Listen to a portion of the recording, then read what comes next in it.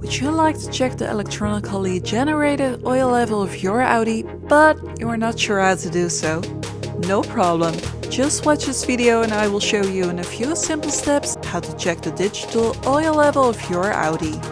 But first, help us grow this channel by clicking on the subscribe button. Other than the engine oil temperature of your Audi, you can also check the oil level of your Audi digitally if your Audi has this option. To do so, you first need to start your Audi. Go to the Audi MMI menu and click on Car. Click on this button. Scroll down to Servicing and Checks. Go to Oil Level. You will now see the electronically generated oil level of your Audi. Thank you for watching this video and don't forget to click on the subscribe button to see more VAG Car Tutorials.